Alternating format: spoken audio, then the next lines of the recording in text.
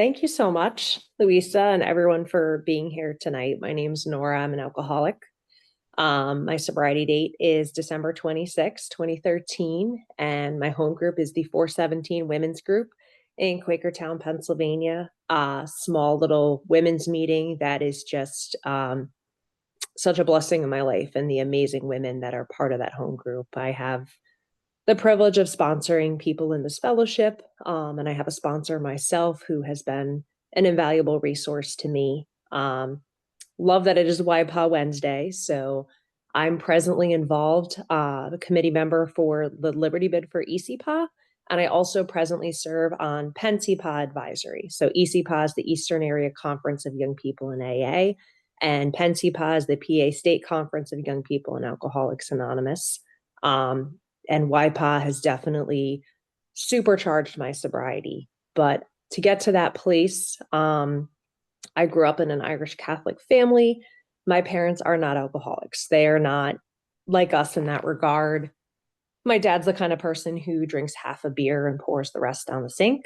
My mom is, I would say, probably the heavy drinker who quits with sufficient reason. Getting married and moving into a house with my father and wanting to start a family was a sufficient reason to get her to stop.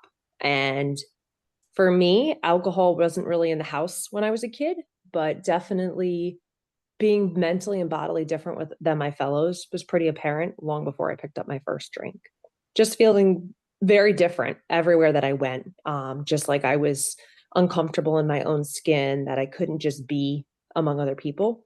And I also shared too that, I've dealt with the grave mental and emotional disorders that we talk about and how it works. For me, I've learned that I need to stay sober in order to take care of my mental health, and I need to take care of my mental health in order to stay sober. Those two have to go hand in hand. But long before I had Alcoholics Anonymous and before I even had alcohol, the mental health stuff was starting to hit.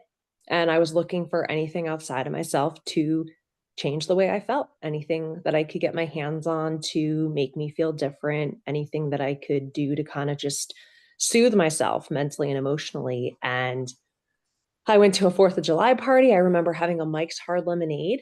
And for me, it was like all the lights lighting up on the carousel. Like it was just, oh yeah, this feeling is really good. I like this. And pretty soon I realized if I drank enough, I could black out. And that became my purpose for drinking every time I drank. I didn't understand the idea of I'll just have a little, I'll just take the edge off, like drinking intentionally. Bill talks about in his story that liquor ceased to be a luxury, it became a necessity. And that was me pretty quickly. I went off to college and my drinking really took off at that time. I was away from my parents. I could get anything I could get my hands on. And yeah, it became a regular occurrence, not wanting to think, not wanting to feel, just kind of needing to self-soothe. And I started to get to the point, and I love in our literature where it talks about the ways we try to control our drinking, falling into that, which is what really sets me apart from other people. The lengths I try to go to control my drinking and enjoy it. And those two things could never coexist. If I was enjoying it, I wasn't controlling it. And if I was controlling it, I wasn't enjoying it. And I reached a point where I started having some consequences. Some pretty bad things would happen to me while I was drinking. And the guilt, shame, and just, self-disgust and hatred would lead me to drink more, to turn it off, to change the way I felt. And I got to the point where I didn't want to live. I couldn't go on the way I was living, but I also didn't know how not to, drink, to be at that jumping off place that they talk about in our literature. I can't go on this way, but I can't imagine living without this. And I had had suicide attempts. I had been institutionalized. I had just become the shell of myself. And to make a long story short, Christmas of 2013, I was drinking, and no matter how much I drank, I couldn't get drunk, which is one of the most terrifying things that can happen to you if you're an alcoholic. To drink and to not have alcohol do for you what you can't do for yourself. And I am going through medicine cabinets, going through purses, going through fridges, going through everything in this house, just trying to get to that point of okay, to stop thinking, to stop feeling, to turn my head off. And alcohol stopped working for me. I woke up the next morning sick, which was not a rare occurrence. That was the normal.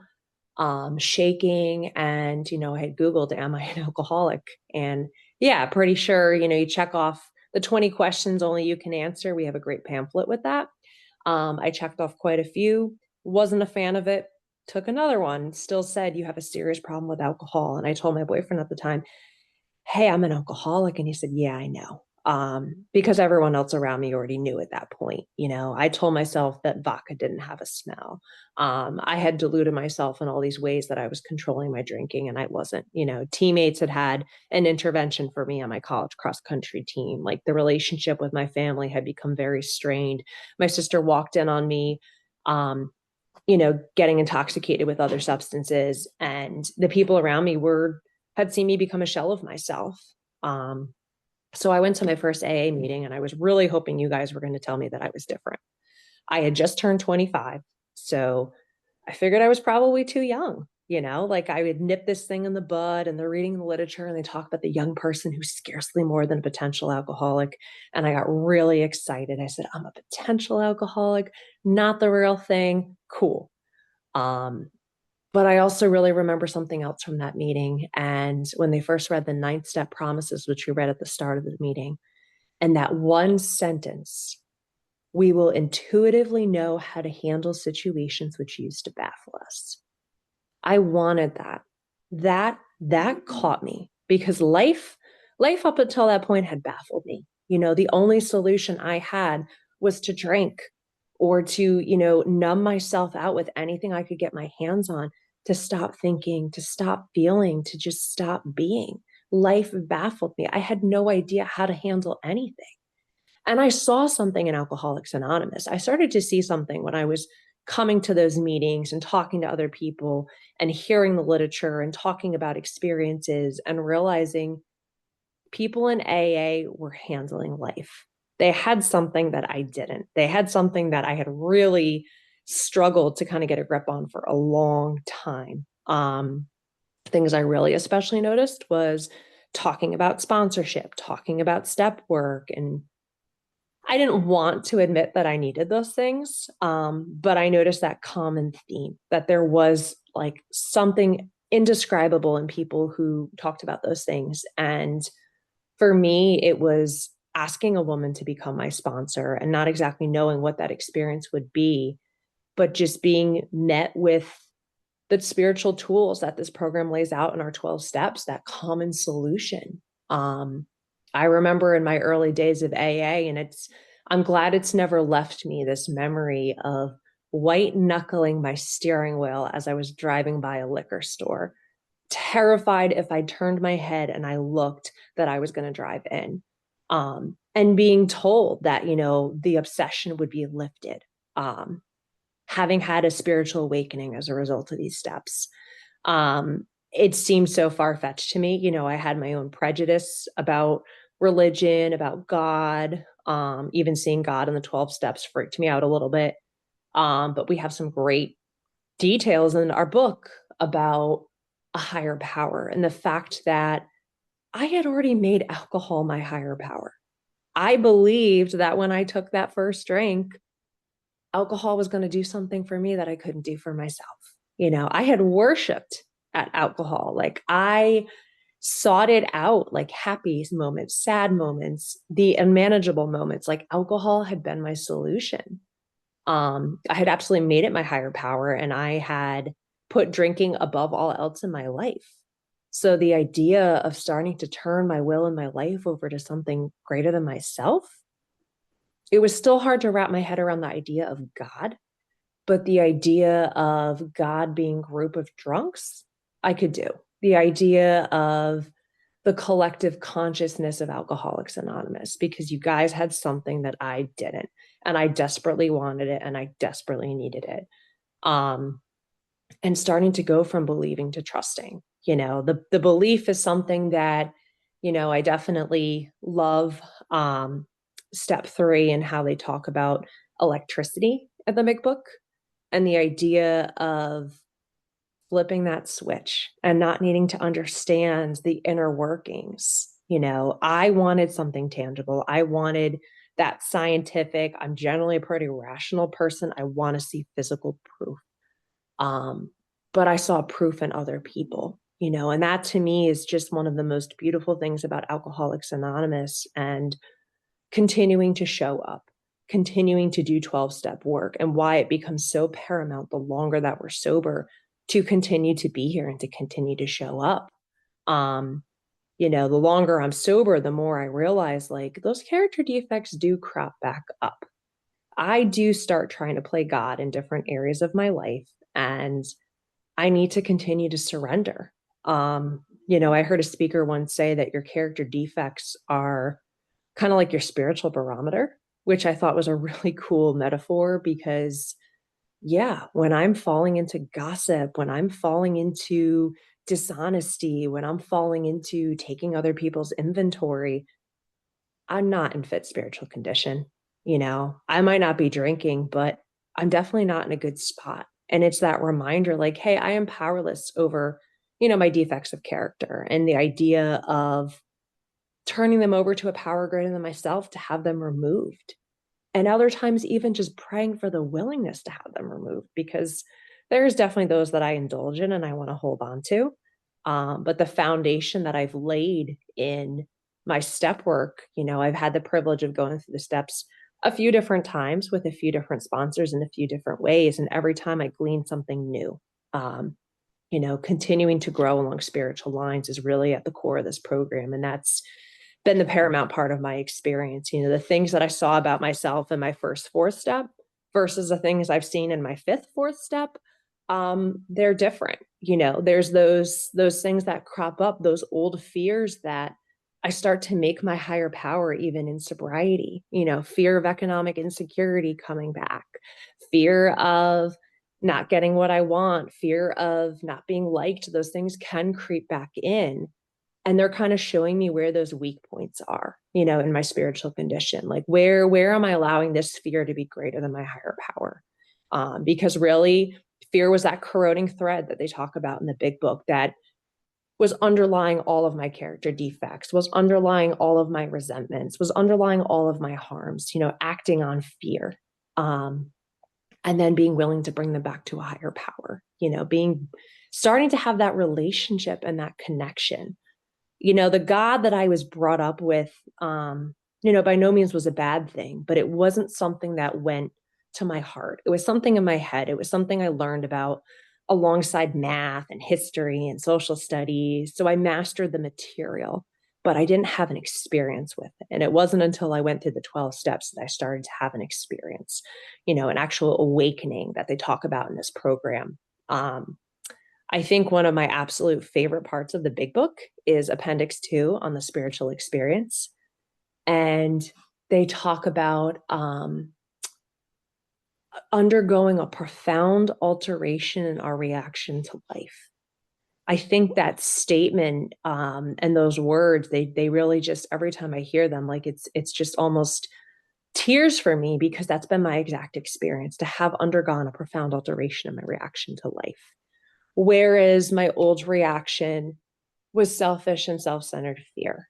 And my reactions today can still be that, but I have a different way about going about them. I have a spiritual solution today.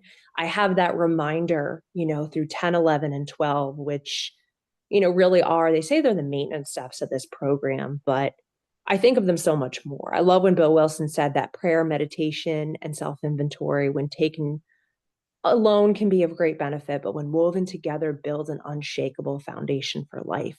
And you think about three strings, and on their own, they might be strong, but when you weave them together, how much stronger that is. And that practice of utilizing 10, 11, and 12. I went through a period when I was about 2 years sober, and I had been through the steps, but I wasn't really applying them and living them, because it's not a one and done process. I mean, maybe that's some people's experience, but the literature talks about going through a semi-annual house cleaning, which is, I found to be invaluable. And I really wasn't utilizing the tool of personal inventory. I really wasn't utilizing prayer and meditation or linking them together. It would be a quick recitation of something I had learned in childhood, just saying words, but not actually feeling what they meant to me. And, I kind of crashed. I didn't drink, I didn't drug, but I was acting out. I was acting out in ways that were not in line with how I want to be living as a sober woman today. And it was that really great reminder of, hey, 10-11, personal inventory, spot check inventory, nightly inventory, and then taking what comes up, be it resentment, be it fear, be it character defects and self-centeredness, and asking God to remove those things, continuing to utilize 10 and 11 in that way and having a revolutionary experience. I had that jarring experience at 2 years, and it's catapulted me to do better, but by no means do perfectly utilizing 10 and 11. I absolutely fall short. I've had periods where I might be enjoying a particular character defect, and I have to continue to pray, maybe even for the willingness to have it removed. But when I'm utilizing those tools, God could and would if he were sought. Just like God removed that obsession to drink from me, just like God removed that thought of the drink and the idea of the drink as being the solution, or the inability to stop, the inability to even pause and, realize like, I can't drink. I'm an alcoholic. I'm out of control when I drink. But God removed that from me. God will remove those character defects from me today too. God will remove those fears from me. God will remove those resentments. If only I am willing to put in the footwork. If only I am willing to continue to show up. And 12 being such a strong part of that. Intensive work with other alcoholics works when nothing else will. I have had the privilege of just some of the most incredible people that I've ever met to be sponsees. Every single one of them has probably taught me a heck of a lot more than I think I could ever teach them. Going through the literature with another person, really deepening my own understanding and seeing the experience in their life, and talking about having self-centeredness be removed, to lose interest in selfish things and gain interest in our fellows. Like that really is my primary purpose in life today, is to stay sober and help other alcoholics to achieve sobriety. I am honored, when I get to do 12-step work. The kind of fulfillment, the kind of joy, and the kind of peace that it brings to my life is miles further than what I had always hoped I would have been able to receive from the bottle. But I find that in Alcoholics Anonymous today. I find it being, with my fellows, being in service and continuing to show up for AA today. And it's remarkable to me that, I comprehend the word serenity and I know peace, to have been this ball of anxiety who could just barely manage and barely function, and not get through the day and need that drink. Today I live, I breathe, I show up, and I'm present. I'm not running from my life, but I am a distance runner, but I am present in my life today.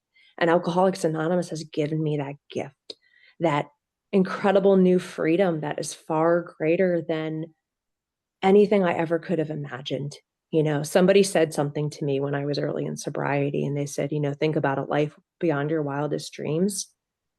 Now think bigger.